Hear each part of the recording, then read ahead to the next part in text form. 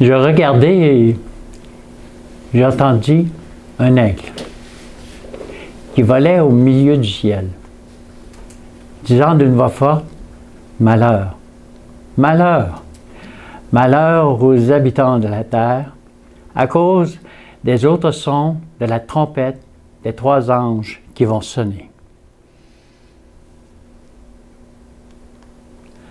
Je vis un autre ange qui volait par le milieu du ciel, ayant un évangile éternel, pour l'annoncer aux habitants de la terre, à toute nation, à tout peuple, à toute tribu, à toute langue, à tout peuple. Du trône sortent des éclairs, des voix, des tonnerres. Devant le trône brûlent 7 lampes ardentes qui sont les 7 esprits de Dieu. Voici ce que dit celui qui a les 7 esprits de Dieu et les 7 étoiles. Que celui qui a des oreilles entende ce que l'Esprit dit aux églises. Je te conseille d'acheter de moi de l'or éprouvé par le feu, afin que tu deviennes riche, des vêtements blancs, afin que tu sois vêtu et que la honte de ta nudité ne paraisse pas, un collier pour oindre tes yeux, afin que tu vois. Mais qu'est-ce que l'or éprouvé? Qu'est-ce que le vêtement blanc? Et pourquoi il nous insiste à recevoir un collier? Afin que l'épreuve de votre foi, plus précieuse que l'or périssable, qui cependant est éprouvé par le feu, ait pour résultat la louange, la gloire, l'honneur, lorsque Jésus apparaîtra. L'or éprouvé par le feu, c'est notre foi. Oui, nous aurons à être testés, nous aurons à être éprouvés. Les jours qui viennent feront en sorte qu'on aura à traverser beaucoup d'épreuves. Et puis c'est par la foi. Vous n'avez pas de foi? Demandez au Seigneur, il dit, elle vous sera donnée. Gratuitement. Et à revêtir l'homme nouveau, créé selon Dieu, dans une justice et une sainteté que produit la vérité. L'homme nouveau. C'est ce que Dieu veut faire en chacun de nous.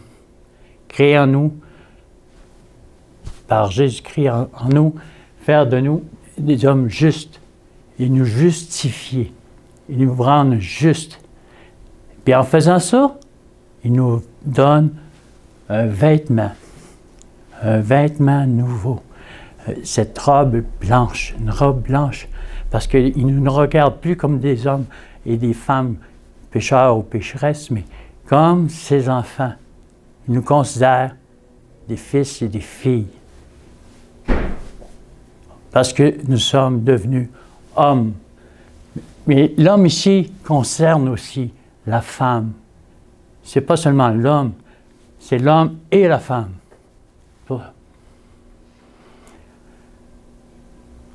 C'est pour ça qu'il dit, tenez donc ferme, ayez à vos reins la vérité pour ceinture, revêtez la cuirasse de la justice.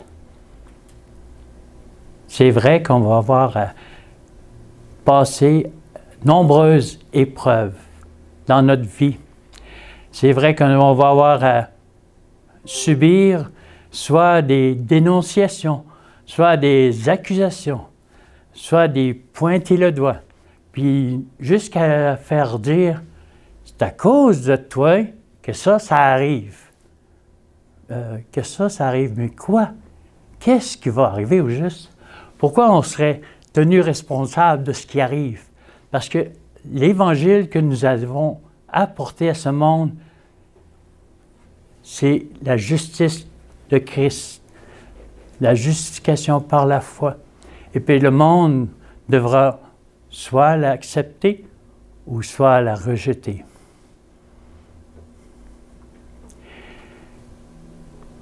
Au milieu des 7 chandeliers, quelqu'un qui ressemblait à un fils d'homme, vêtu d'une longue robe et ayant une ceinture d'or sur la poitrine. On sait que c'est Christ, ça. Christ est au milieu des 7 chandeliers. Les 7 chandeliers, c'est les 7 églises. Puis ces 7 églises-là font partie de Christ. Puis Jésus a une longue robe, puis une ceinture à la poitrine, une ceinture d'or.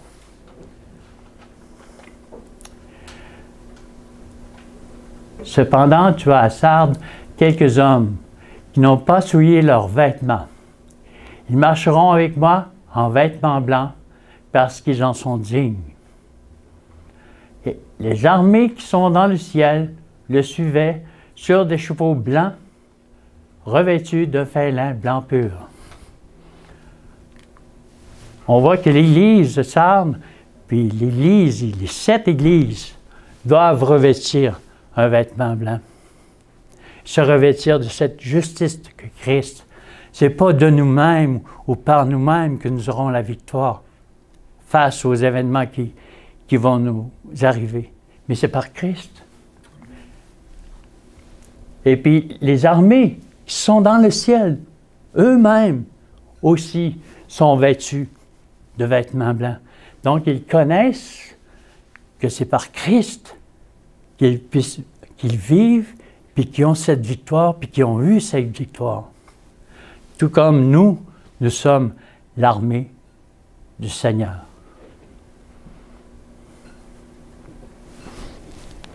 Continue. OK. Là, tu peux.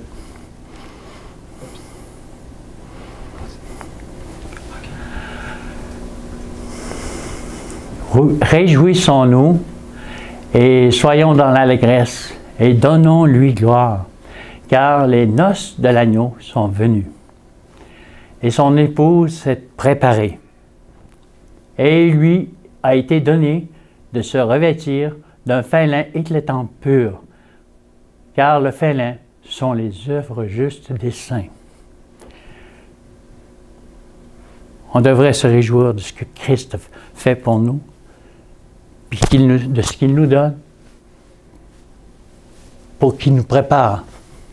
Il veut qu'on se prépare, qu'on marche en nouveauté de vie, puis qu'on marche en proclamant ce que Christ a fait pour nous, puis ce que Christ a fait pour tous ceux qui vont entendre le message.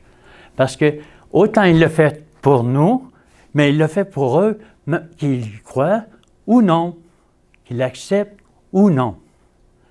Christ est mort pour eux aussi.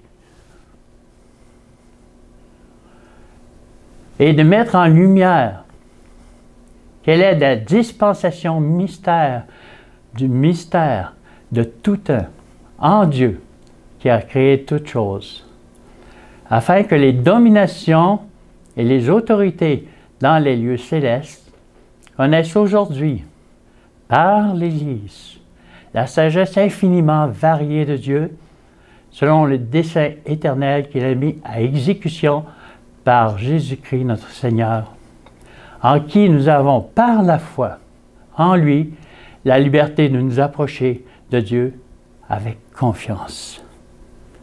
Ça, c'est fantastique de savoir qu'on peut s'approcher de Dieu, du Père, sans crainte, avec confiance. De savoir que notre vie, aujourd'hui, celle qui sera devant nous, jusqu'à ce que les temps de détresse nous frappent, jusqu'à ce que les tribulations nous frappent, On va être comme des témoins pour les dominations et les autorités dans les lieux célestes. Aujourd'hui, par l'Église, c'est nous ça. Parce que Dieu va faire en sorte de rendre témoignage qu'est-ce qu'il est en train de faire. Mais c'est quoi ça? Christ en nous, l'espérance de la gloire. On connaît beaucoup de versets. On les donne, on les annonce, on les dit par cœur. Mais maintenant, c'est une réalité vivante. Si je vis, c'est plus moi qui vis. C'est un verset des Écritures, mais c'est une vie.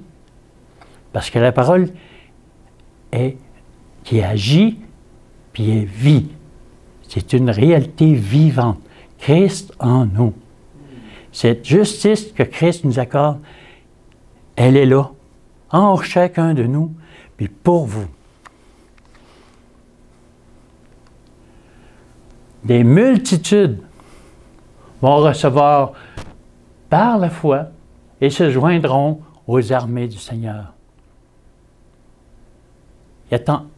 On attend quoi? Est-ce qu'on doit attendre la pluie de l'arrière-saison ou la pluie de la première saison ou la pluie de l'arrière-saison? À quel moment devrons-nous faire entendre ce message? C'est par notre vie présente, aujourd'hui et future, qu'on doit faire montrer ce que Christ a fait pour nous. Par amour, par les paroles de bonté, par un soutien. Tout est à votre disposition. Puis demandez à Christ qui vous aide si on n'est pas capable. Sans lui, je ne peux rien faire. Mais par lui, je puis tout, par celui qui me fortifie. Amen. Et ils crièrent d'une voix forte en disant, « Jusqu'à quand, Maître, saint et véritable, tardes-tu à juger et à tirer vengeance de notre sang sur les habitants de la terre? » Une robe blanche fut donnée à chacun d'eux, et il leur fut dit de se tenir en repos quelque temps encore, jusqu'à ce que fût complet le nombre de leurs compagnons de service et de leurs frères qui devaient être mis à mort comme eux.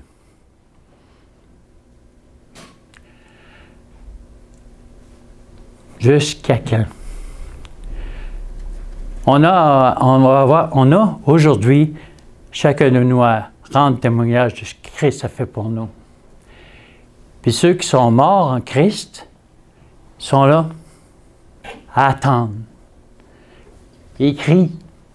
Ils crient d'une voix forte, comme s'ils disaient à Seigneur, hey, ça faut finir quand, coudonc, cette affaire-là? Quand est-ce que le peuple de Dieu va finir par dire, c'est maintenant, c'est là que le message doit se faire entendre. Une robe blanche leur fut donnée à eux, puis attendre dans leur sommeil la fin. La fin que Jésus va faire en sorte que nous devrons traverser. Ce temps de détresse, ce temps de tribulation.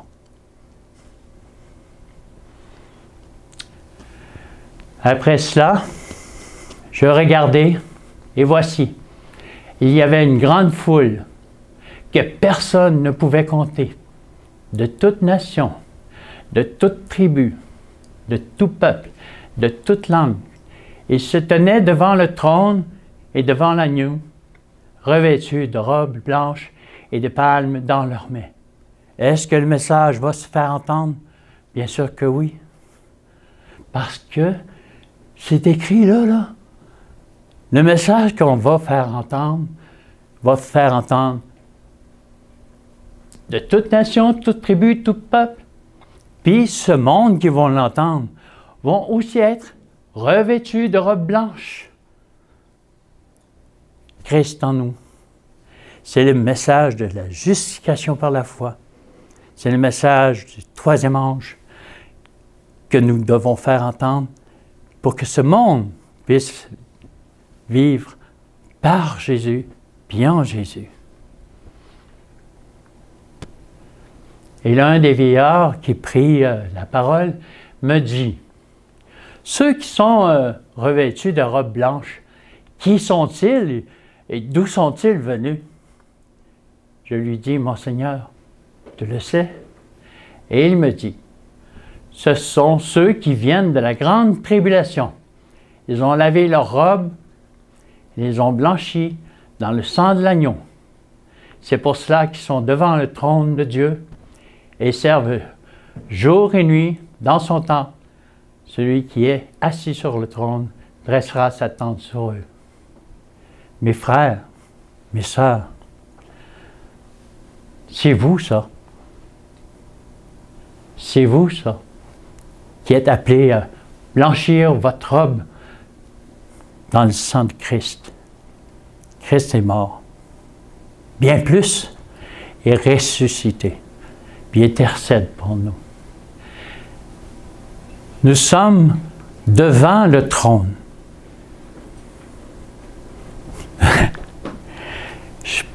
Nous sommes devant le trône. Le trône de Dieu est au ciel. Le sanctuaire est au ciel. Nous sommes devant ce trône. Nous sommes devant ce trône afin de rendre témoignage à ce monde qui va l'accepter ou le rejeter. Je regardais et j'entendis un aigle qui volait au milieu du ciel, disant d'une voix forte, « Malheur, malheur, malheur aux habitants de la terre, à cause des autres sons de la trompette des trois anges qui vont sonner. » Ça paraît sombre, hein, de se faire dire que c'est un malheur, mais en même temps, ça va être une délivrance. Parce que le cinquième ange qui a sonné la trompette, je pense aux réformateurs qu'on a parlé tantôt, puis qui sont morts parce qu'ils ont cru au message. Leur message, le premier malheur, a été passé pour eux, puis ils sont morts, puis ils attendent. Voici, il vient encore deux autres malheurs. Le sixième ange sonna de la trompette. Le second malheur est passé, et voici le troisième malheur vient bientôt. Le sixième malheur est passé, et il vient le troisième. Le troisième malheur qui s'en vient, c'est celui que nous aurons à vivre, qui fait partie du septième ange qui sonne aujourd'hui de la trompette. J'ai vu un ange qui volait par le milieu du ciel, ayant un évangile éternel pour l'annoncer aux habitants de la terre, à toute nation, à toute tribu, à toute langue et à tout peuple. Elle est tombée, Babylone, la grande, qui a abreuvé toutes les nations du vin de la fureur de son impudicité. Comment cela se réalise-t-il? En contraignant les hommes à accepter un faux sabbat. N'oubliez pas que ce jour est devant nous. Le faux sabbat s'en vient et puis il va être proclamé bientôt comme être le jour du Seigneur. Déjà, on entend son sifflement puis son son. On ne peut cependant pas dire qu'elle a abreuvé toutes les nations du vin de la fureur de son impudicité. Elle n'a pas encore conduit toutes les nations à cela. Pourquoi? Parce que le message que nous avons à donner sur la justification par la foi n'a pas été encore donné comme il se devrait, d'une voix forte et puissante. La chute de Babylone n'est pas encore achevée tant que cette condition ne sera pas accomplie. Tant que l'union de l'Église avec le monde ne sera pas réalisée dans toute la chrétienté. Ce changement sera progressif et l'accomplissement définitif de l'Apocalypse 14, verset 8 est à venir. Lorsque l'union de l'Église avec ce monde, l'union de l'Église et de l'État, ils vont apposer et faire en sorte qu'on observe le jour, un faux jour. Même qu'il y a certaines émissions à la télé qu'on voit aujourd'hui, puis qui parlent comme étant le jour du Seigneur, le jour du Seigneur, le jour du dimanche. Mais c'est un faux jour. C'est le Seigneur qu'il faut avertir ce monde qu'ils sont en train d'accepter un faux jour. Puis pourquoi qu'il dit ça? Elle est tombée Babylone. Quand ces péchés atteindront-ils les cieux? Lorsque la loi de Dieu aura été annulée par les lois humaines. Donc, lorsque les lois humaines vont faire en sorte d'écarter, d'abolir ou d'essayer d'abolir la loi de Dieu, parce qu'il va toujours rester un peuple, un reste. Lorsqu'on va voir, ce sont des choses qu'on va voir. Dieu nous prépare à ça. Il veut qu'on puisse avoir un collier pour voir nos yeux, un vêtement blanc, et puis il veut qu'on se préparer à ça, à ces événements-là.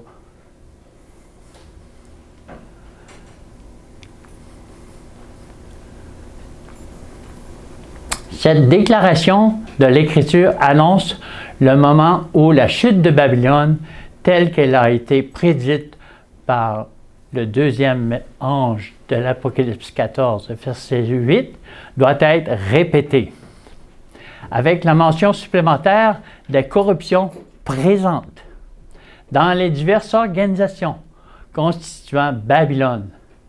Depuis que ce message a été délivré pour la première fois en 1844, ces appels unis au message du troisième ange constituent l'avertissement ultime qui sera donné aux habitants de la terre.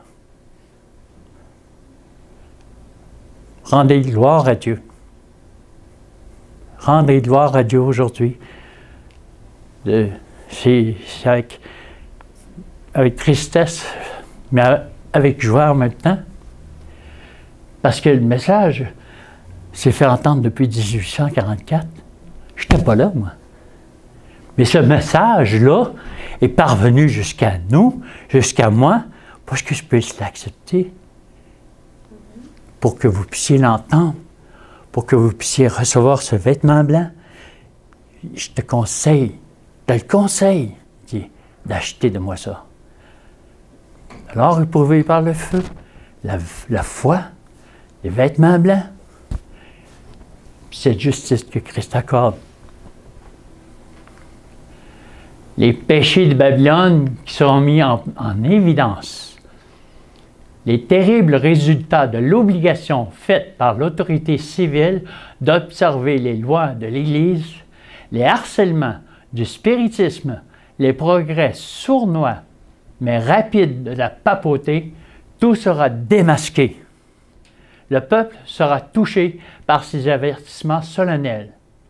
Milliers par milliers, ils entendront des paroles comme ils n'en ont jamais entendu auparavant. Vous l'entendez maintenant? recevez ce que Dieu veut vous apporter. Vous l'entendez maintenant que l'Église et l'État vont s'immiscer, puis il va faire par le spiritisme, par des sournois, des progrès sournois. Il fait ça sournoisement pour pas qu'on s'en rende compte. Puis, oh, c'est pas pire, il n'y a rien là. Non, on n'a pas accepté ça.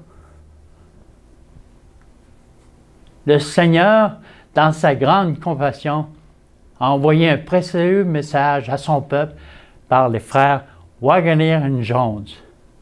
Ce message avait pour but d'exalter devant le monde le Sauveur sacrifié pour les péchés du monde entier.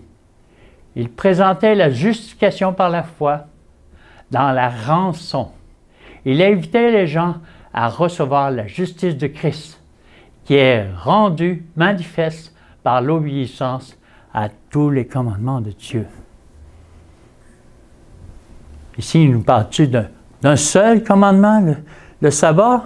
Non, tous les commandements de Dieu.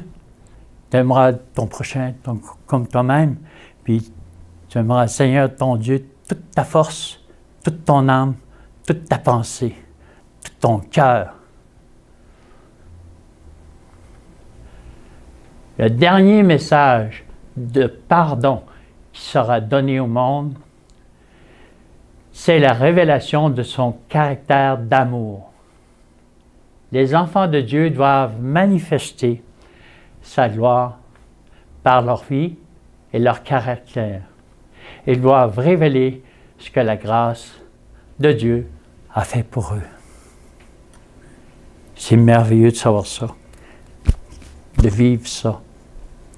Oh, c'est quelque chose qui peut-être qu'ils ne voient pas, mais notre vie, notre caractère, fera en sorte que le monde va voir ça. Puis si on a à témoigner, de le faire sans crainte et sans peur, Dieu est avec nous. Qui sera contre nous? Amen. Tandis que le troisième message s'amplifiera en un grand cri et qu'un grand pouvoir et une grande gloire accompagneront l'œuvre de la fin, le peuple fidèle de Dieu recevra sa part de cette gloire. C'est la pluie de l'arrière-saison qui le réveillera et le fortifiera afin de lui permettre de traverser le temps de trouble. Faut-il attendre la pluie? Pour ça, si on attend ça, on risque de passer à côté puis au travers. C'est maintenant qu'il faut apprendre à vivre Christ pour que, lorsque ce jour viendra, que la pluie nous soit donnée pour que ce message puisse se faire entendre avec force et puissance.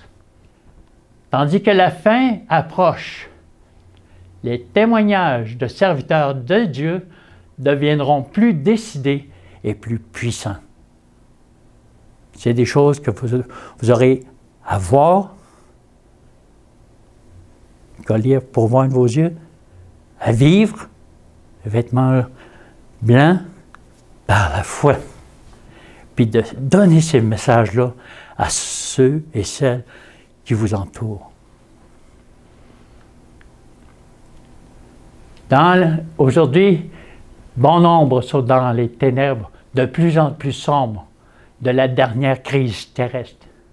La lumière de Dieu resplendira avec le plus grand éclat, et le chant de l'espérance et de la foi se fera entendre dans les cieux avec les accents les plus clairs et les plus sublimes. J'ai vu que ce message se terminera avec une puissance et une énergie qui dépassera de loin le cri de minuit.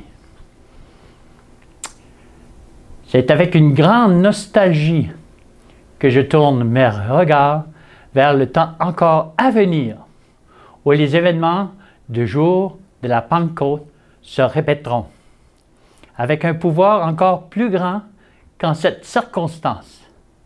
L'apôtre Jean déclare: « Après cela, je vis descendre du ciel un autre ange, qui avait une grande autorité, et la terre fut éclairée de sa gloire.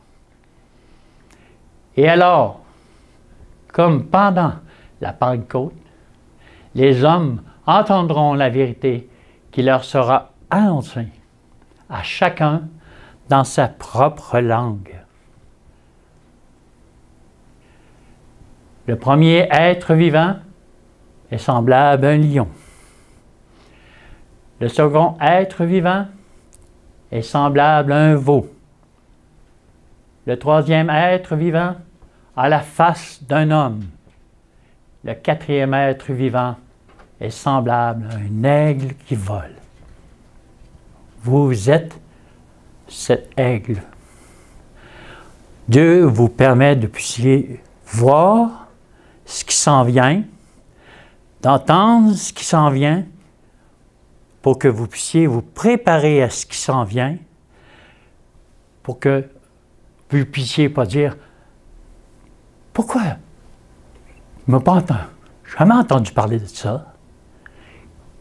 Je ne savais pas, moi, ça. » Si quelqu'un vient qu'à dire ces choses, c'est parce que le message n'a pas été entendu encore. Le message doit se faire entendre avec force et puissance. J'ai vu un autre ange qui volait par le milieu du ciel, ayant un évangile éternel pour l'annoncer aux habitants de la terre, à toute nation, à tout peuple, à toute tribu, à toute langue et à tout peuple. Et il disait d'une voix forte, « Craignez Dieu et donnez-lui gloire, car l'heure de son jugement est venue, et adorez celui qui avait le ciel, la terre et la mer, et les sources d'eau. » L'entendez-vous? L'avez-vous entendu? Craignez Dieu et donnez-lui gloire. Son jugement est venu depuis 1844, mais ce message aujourd'hui prend encore plus de force parce qu'il ne reste pas beaucoup de temps. Encore un peu de temps. Un peu de temps. Et celui qui doit venir viendra. Ne tardera pas.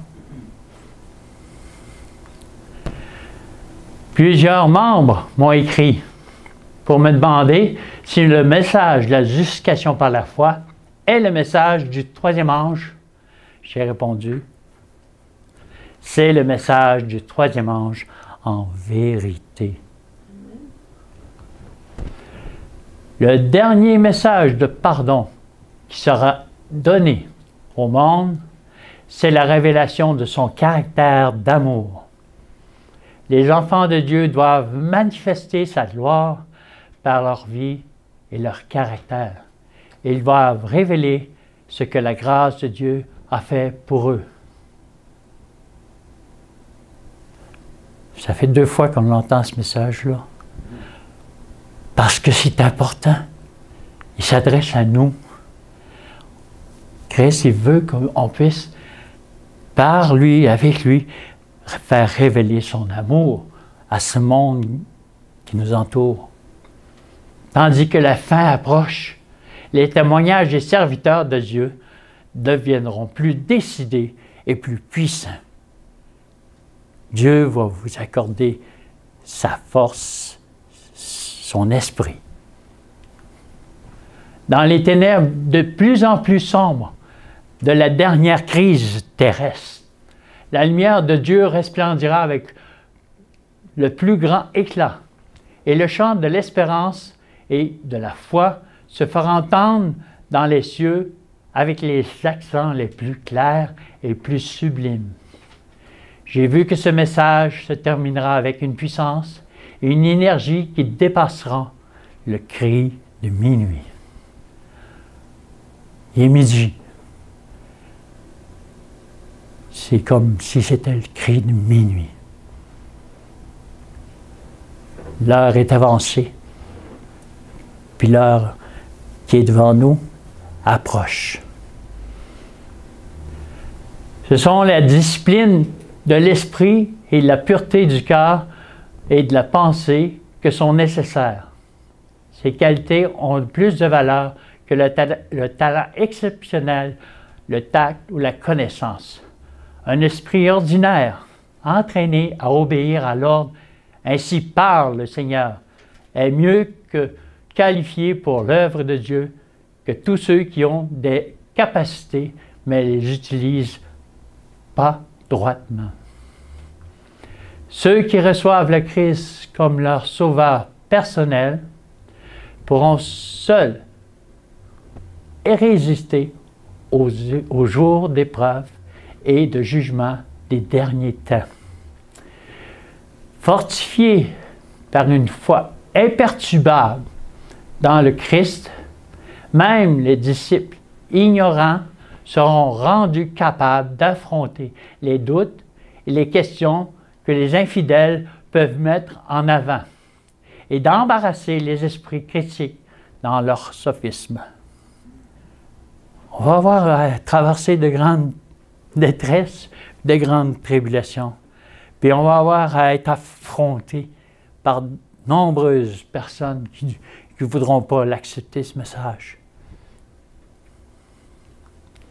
Lorsque les intelligences célestes verront que les hommes ne présentent plus la vérité dans la simplicité comme Jésus le faisait, même les enfants seront poussés par l'Esprit de Dieu et iront de l'avant pour proclamer la vérité pour notre temps. Si ce n'est pas par nous, si on ne le fait pas nous, ça va être des enfants qui vont le faire. Le message du troisième ange ne sera pas compris. La lumière qui illuminera la terre de sa gloire sera appelée une fausse lumière par ceux qui refuseront de progresser dans son cheminement. Est-ce à cause du message qui est mal donné? Non, c'est à cause qu'ils vont mettre une fausse lumière par ceux qui refusent. Ils la refusent, cette lumière.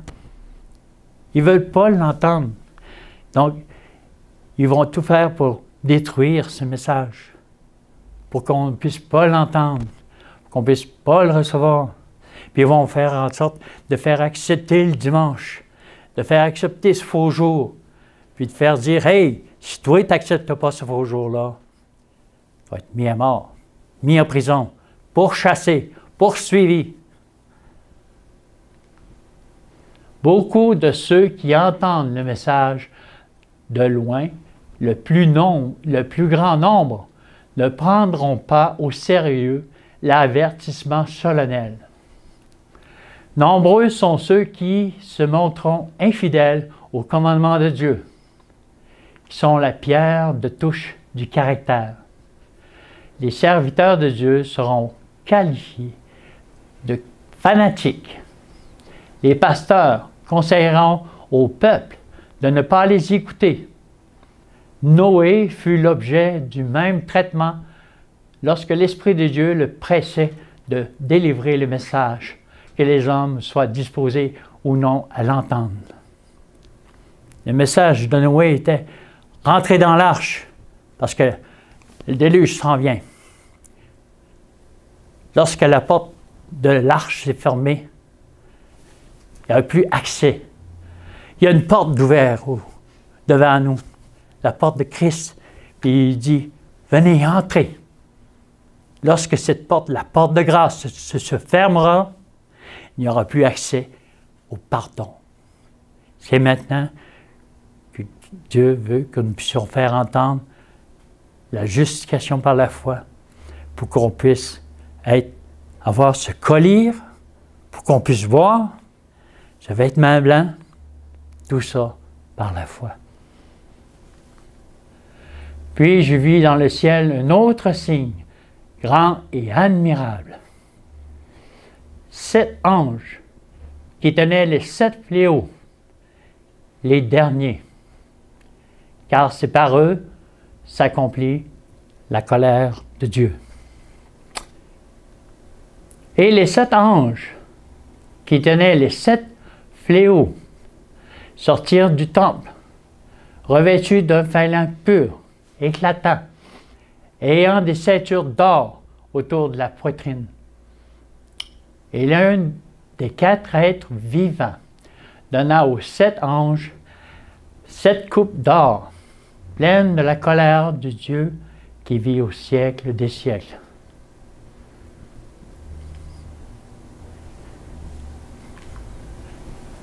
Que sont ces 7 fléaux? Les 7 derniers fléaux qui s'en viennent de l'Apocalypse 16.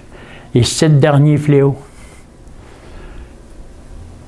Le message de justification par la foi que nous devons faire entendre sera soit reçu ou soit accepté, soit rejeté.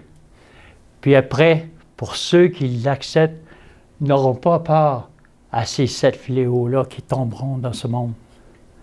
Mais ils auront à le voir. Ces 7 fléaux-là, c'est les 7 dernières plaies que nous aurons à traverser un temps. J'ai aucune imagination face à ce qui s'en vient, mais Dieu nous avertit, puis il nous dit, gars, ça là, ça s'en vient. Préparez-vous personnellement à ce qui s'en vient, à ce que l'État de l'Église, puis l'Église et l'État puissent poser un faux jour. Préparez-vous à donner le message. Donnez le message. Puis quand ça va se faire, quand ça va être fini, j'ai entendu une voix forte du temple qui disait aux 7 anges, « Allez et versez sur la terre les 7 coupes de la colère de Dieu. » Ils vont se déverser. Alors, ça va être fini. Jésus va revenir. On attend ça. Préparons-nous. Préparez-vous. C'est là ma prière pour chacun de vous, mes frères. Amen. Amen.